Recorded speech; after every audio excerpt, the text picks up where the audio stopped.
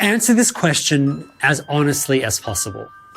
Have you ever felt like an imposter at work? I can't hear you because this is YouTube and it's essentially a one-way medium, but you probably said yes. Hi, I'm Ari, and this is Working on It. Have you ever suffered from imposter syndrome? Did I ever? Do I still? Yes. Yes, imposter syndrome. Le syndrome de l'imposteur. Síndrome da impostora. Oh my God, all the time. That's like my life. Yes, I am far too familiar with imposter syndrome. We all wear masks, metaphorically speaking. Today, we want to address a problem that so many people face at work, imposter syndrome. I'm standing here in front of this camera, all these lights, but in the back of my mind, I keep thinking, I'm basically an imposter. So what we'll do in this video is find out if other people feel like me. Do they feel like this? How does imposter syndrome make you feel?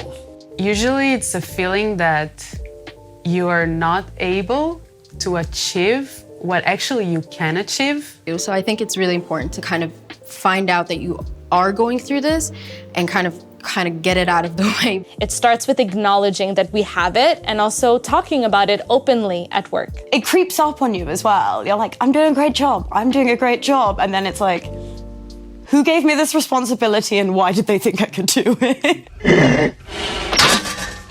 I can't breathe in this thing! Fake it till you make it. It's my motto. I'm super confident and I know what I'm doing and I'm sure of everything I'm doing and I walk around with confidence, but in my mind, the second layer is like, they will get on to you, they'll notice. Sometimes in the middle of a call with a client, I'll be like, am I capable of doing this? Like, are they sure that they want to listen to me telling them how to fix their problems?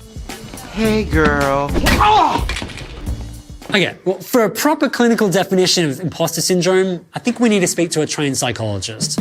First of all, I want to stress that the imposter syndrome is not a mental disorder. It's a very common phenomenon in which talented, successful people constantly doubt themselves. They have this feeling that they're not as competent and intelligent as other people think, and sooner or later the truth will come out and they will be discovered as frauds. And this is so even though there's plenty of evidence to the contrary.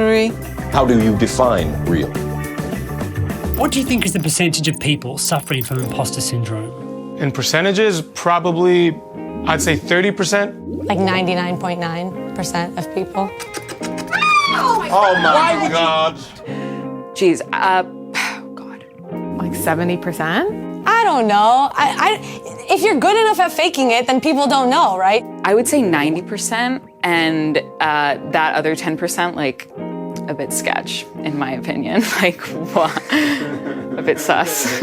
I wanted to get a number, so I ran an anonymous survey with my colleagues here at Monday.com. An amazing 82% admitted to suffering from imposter syndrome. Guess I'm not alone. I was actually speaking to my manager, and I revealed to her, I said, as if it was some great revelation, I have imposter syndrome and I'm trying to deal with it. And she said, everyone has imposter syndrome, deal with it, you're doing a great job, it's fine. I want to say like 86%. It's a very specific number, but I would say 86%. And I feel like a good amount of that is probably a lot of people of color too. My other colleagues who are also African-American and minorities, and we all kind of go through the same thing and kind of suffer in silence. It's not something that you really are encouraged to talk about. I think it depends on the gender because I assume women tend to feel more imposter than men. And I think for women, it's like even more emphasized because we don't see representation in the leadership roles, in the projects that we want to be a part of as well. The research shows that it's very common both among men and women, different age groups and different seniority levels. We really find it across the board. And it is especially evident in demanding jobs like the high-tech industry, where people feel the need to make very quick impact and to justify the talent label that they were credited with. Although it's pretty common, having to feel like an imposter is pretty bad for you in the long run, because in many cases it comes bundled with anxiety, stress, or even depression. First, it's very important to remember what I've said before, that this is a very common phenomenon.